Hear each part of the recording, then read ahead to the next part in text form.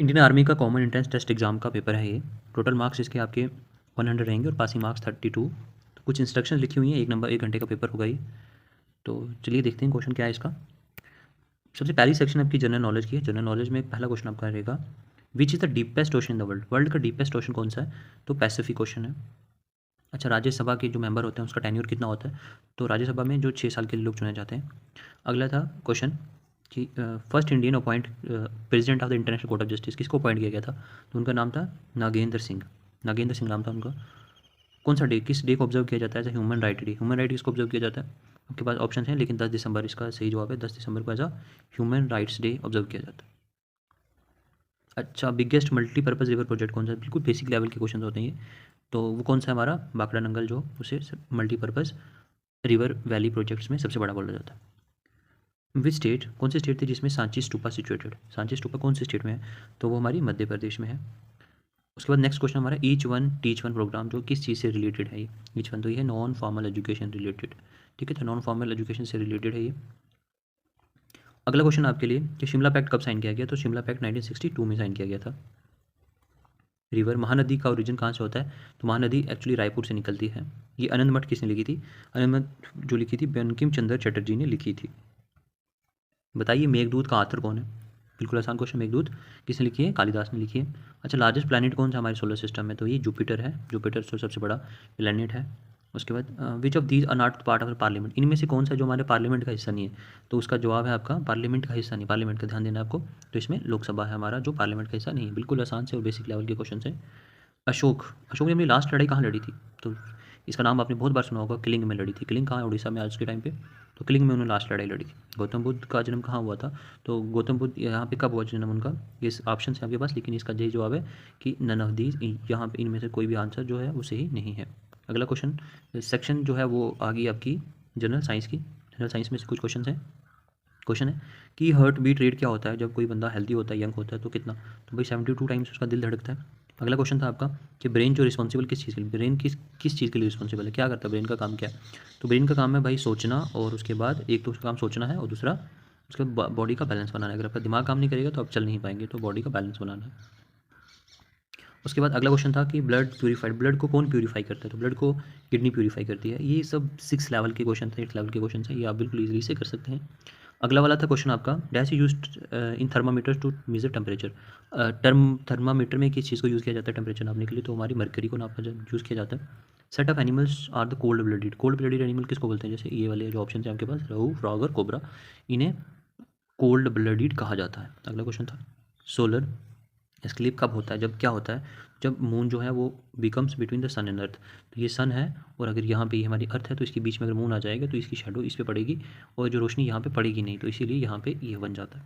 Good conductor of electricity हम किसे बोलते हैं भाई? कौन है जिससे? तो ये है हमारा कॉपर। कॉपर जो है वो गुड कंडक्टर ऑफ इलेक्ट्रिसिटी है, क्योंकि इसमें से अगर बिजली पास करेंगे तो सामने पास होगी। अगला वाला था बैरी बैरी। बैरी बैरी is caused due to the deficiency of, beriberi किसकी वजह से होती है? विटामिन बी की वजह से होती है। अगर तुम विटामिन बी नहीं लोगे तो बैरी बैरी बीमारी हो जाएगी। बहुत आसान है। एटीपी, एटीपी किसको बोलते हैं? तो एटीपी की क्या फुल फॉर्म है? तो एटीपी का मतलब एंडाइन ट्राई फॉस्फेट। अगला था dash is the law put forth by Ernest Haeckel. तो अर्नेस्ट हैकेल ने कौन सा लॉ दिया था भाई? तो उन्होंने दिया था हमारा the biogenic law, the biogenic law. अगला वाला था हमारा मेल्टिंग पॉइंट आइस का क्या होता है? आइस, आइस कितनी डिग्री सेल्सियस पे आके पिघलना शुरू कर जाती है? तो 4 डिग्री सेल्सियस पे आके वो पिघल जाएगी। जैसे ही 4 डिग्री सेल्सियस होगा बर्फ़ पिघलती हुई दिखेगी आपको। ओके, होमोग्लोबिन किसको बोलते हैं भाई? होमोग्लोबिन किसको बोलते हैं?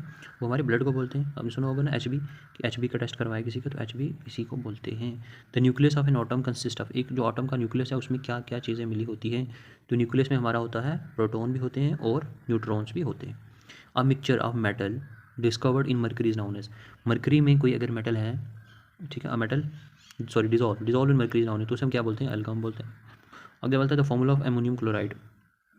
फॉर्मूला किसका? अमोनियम क्लोराइड का फॉर्मूला क्या होता है? तो उसका फॉर्मूला होता है NH4Cl, NH4Cl फॉर्मूला होता है उसका। रस्टिंग ऑफ आयरन इज, अगर आयरन को रस्टिंग हो रही है, जंग लग रहा है, तो उसे हम क्या कहेंगे? तो उसे बोलेंगे ये एक्चुअली में केमिकल चेंज हो रहा है। पेनिसिलिन किसको बोलते हैं? पेनिसिलिन बोलते हैं हम लोग एंटीबायोटिक को बोलते हैं।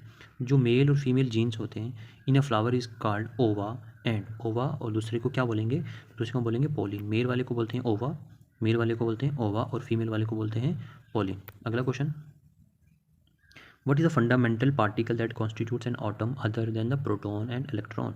तो वो क्या होता है हमारा सर? वो होता है हमारा न्यूट्रॉन। एक होता है हमारा इलेक्ट्रॉन, प्रोटॉन और न्यूट्रॉन, ठीक है।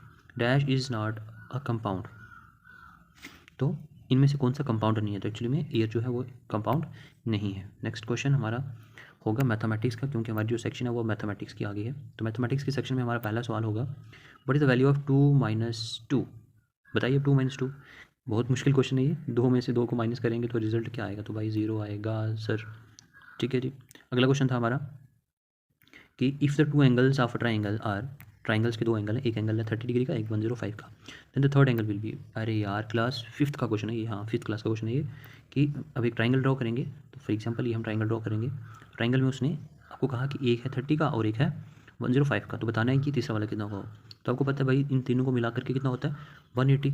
तो 180 में से माइनस कर दो इन दोनों का प्लस, तो जो भी इन दोनों का प्लस होगा जब हम उसको माइनस करेंगे तो हमारा रिजल्ट हमारे सामने होगा, दैट इज़ 45। अगला वाला क्वेश्चन था, what is the value of 7/9 of 45? इसकी वैल्यू क्या है? तो जब भी ऐसा हो, ऑफ का मतलब होता है मल्टीप्लाई, तो 7/9 मल्टीप्लाई बाई 45, ठीक है। तो अब इसको बिल्कुल सिंपल है इसका आंसर, कितना आसानी से इसको इसे मल्टीप्लाई कर दो, 9 × 5 = 45 और 7 को मल्टीप्लाई 5 से कर दो, 7 × 5 = 35, ठीक है। तो ये हमारा आंसर हो जाएगा, बहुत ईजी है। Okay next question. अच्छा यहाँ पे ना इस अगर ये इसकी वैल्यू ये है तो find the value of Z, जहाँ पे जी लिखा हुआ है वहाँ उसकी वैल्यू करनी है, तो जेड को सॉल्व कर देना है इसको। तो इसका आंसर है हमारे पास, यहाँ पे सॉल्व करेंगे तो कुछ भी नहीं आएगा। Find the area of a playground, ये फिर से क्लास 6 7th लेवल का क्वेश्चन है। Area of the playground 300 metre उसकी लेंथ है और 200 मीटर ब्रेथ है, तो एरिया बताना है। तो मान लो रेक्टेंगल है ना प्ले ग्राउंड का, तो ये ऐसे रेक्टेंगल जैसा बनेगा क्योंकि 3 और 2 है, तो इसमें लेंथ आपकी 300 है और ब्रेथ है 200, ठीक है। तो एरिया क्या होता है भाई?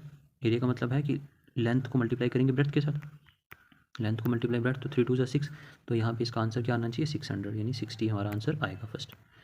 If 8 man can do a piece of work in 15 दिन, अगर 8 लोग किसी एक काम को 15 दिनों में करते हैं तो बताना है कि then how many days could 20 man do the same work, तो उसी काम को बाकी 20 बंदे कितने दिन में करेंगे। तो जो भी यहाँ पे जवाब दिए वो इनमें से एक्यूरेट कोई भी नहीं है, तो नन करेंगे।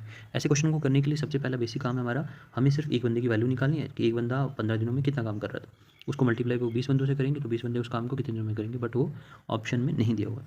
अगला क्वेश्चन था, what are the fractional value of 4.21? इसकी फ्रैक्शनल वैल्यू क्या होगी? देखो यार आपको पता होना चाहिए कि 2 वर्ड्स के पीछे पॉइंट लगो, तो इसका मतलब सिंपल है, हमें क्या करना है कि 4 को ऐसे ही रखना है, यहाँ पे पॉइंट को हटा देना है, तो 2 वर्ड्स के तो मतलब नीचे हमें 2 0 लगाने हैं, तो पीछे आ जाएगा 1। अगर यहाँ पे 3 वर्ड्स के पीछे दिया होता, इमेजिन जैसे यहाँ पे दिया होता कि what is the fractional value of 213, तो यहाँ पे तो वर्ड पीछे वर्ड्स कितने थे 3, तो हमें इसे लिखना था 4.213, इसकी जगह हम ऐसे लिख सकते थे 4213 डिवाइडेड बाई 3 वर्ड्स थे तो 3 0 लगा देते, तो पीछे 1 लगा देते तो 1000 हो जाता। अगला था क्लास 7th का क्वेश्चन है, मुझे एक्सरसाइज भी याद है, तो उसमें से ये फाइंड द वैल्यू ऑफ 1/2 + 1/4, इसकी वैल्यू निकाल के बतानी है। तो इसकी वैल्यू का सॉल्व करना बिल्कुल इजीली, इसी से प्लस करना है 1/2 + 1/4, ठीक है। दोनों का एलसीएम ले लेना है और बेस सेम कर देना, बस दोनों का एलसीएम लेकर के बेस सेम कर देंगे और इनको प्लस कर देंगे, तो आंसर आएगा हमारा, जो आपका राइट आंसर है वो है हमारा 3.4, तो इसका आंसर हो जाएगा ऑप्शन ए। ओके अगला वाला था आपके पास, ये what is the square root of 36, ठीक है। स्क्वायर रूट मतलब देखो यार थोड़ा सा कंफ्यूज करने के लिए बताया आपको, वैल्यू तो सिर्फ 36 दी हुई है, तो 36 का स्क्वायर रूट क्या होता है, यानी किसको हम 2 बार मल्टीप्लाई करेंगे तो 36 आता है। तो ये सेकंड क्लास के बच्चों को भी आएगा कि भाई 6 को 6 से मल्टीप्लाई करेंगे तो 36 आएगा, तो सीधा आंसर करेंगे इसको, ठीक है जी। ओके अगला वाला था हमारा, क्योंकि यहाँ पे हमें ये जीरोस भी चाहिए ना, तो इसको जैसे मल्टीप्लाई करेंगे 0.06 को मल्टीप्लाई करेंगे फिर से 0.06 से, तो हमारा आंसर 0.0036 आ जाएगा। अगला वाला था find the perimeter of a square, तो ये है पेरीमीटर किसी स्क्वायर का है आपका 1000, ऑलरेडी पेरीमीटर दिया उसने 1000 पेरीमीटर है और आपको निकालना है उसकी साइड।